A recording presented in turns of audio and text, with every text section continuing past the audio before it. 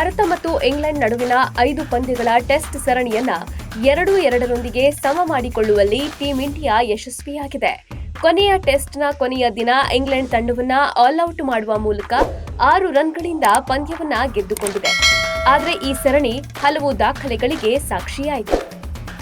ವಿಶೇಷ ಅಂದ್ರೆ ಭಾರತ ಮತ್ತು ಇಂಗ್ಲೆಂಡ್ ತಂಡಗಳ ನಡುವಿನ ಟೆಸ್ಟ್ ಸರಣಿಯು ಒಂದು ಐತಿಹಾಸಿಕ ದಾಖಲೆಯನ್ನ ಸೃಷ್ಟಿಸಿದೆ. ಹೌದು, ಈ ಸರಣಿಯಲ್ಲಿ 2 ತಂಡಗಳು ಒಟ್ಟಿಗೆ 14 ಬಾರಿ 300 ರನ್ಗಳಿಂದ ಅತಿ ಹೆಚ್ಚು ಬಾರಿ 300+ ರನ್ಗಳನ್ನ ಸಾಧಿಸಿದ 96 ವರ್ಷಗಳ ದಾಖಲೆಯನ್ನ ಈ ಸರಣಿ ಸಮನಾಗಿಸಿದೆ. 1928-29ರಲ್ಲಿ ನಡೆದ ಆಶಸ್ ಸರಣಿಯಲ್ಲಿ ಇಂಗ್ಲೆಂಡ್ ಮತ್ತು ಆಸ್ಟ್ರೇಲಿಯಾ ತಂಡಗಳು ಒಟ್ಟಿಗೆ 14 ಬಾರಿ 300+ ರನ್ಗಳನ್ನ ಸಾಧಿಸಿದ್ದು ದಾಖಲೆಯಾಗಿತ್ತು. ಈ ದಾಖಲೆಯನ್ನ ಈಗ ಭಾರತ ಇಂಗ್ಲೆಂಡ್ ಸರಣಿ ಸಮನಾಗಿಸಿದೆ.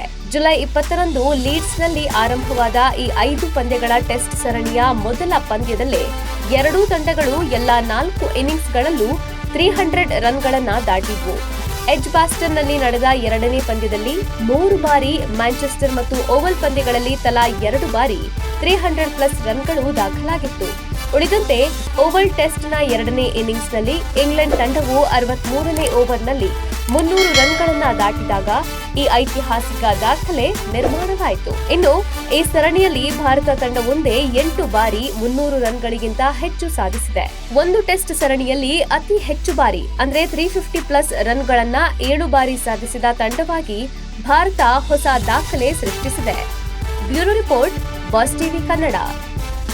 ಲೇಟೆಸ್ಟ್ ಹಾಗೂ ಇಂಟ್ರೆಸ್ಟಿಂಗ್ ಸುದ್ದಿಗಳಿಗಾಗಿ ಬಾಸ್ ಟಿವಿ ಕನ್ನಡ ಚಾನೆಲ್ನ ಸಬ್ಸ್ಕ್ರೈಬ್ ಮಾಡಿ. ಹಾಗೆಯೇ ಬೆಲ್ ಐಕಾನ್ ಪ್ರೆಸ್ ಮಾಡಿ. ಇದರ ಜೊತೆಗೆ ಫೇಸ್ಬುಕ್, ಇನ್ಸ್ಟಾಗ್ರಾಮ್, ಎಕ್ಸ್ನಲ್ಲೂ ಮಿಸ್ ಮಾಡದೆ ಫಾಲೋ ಮಾಡಿ.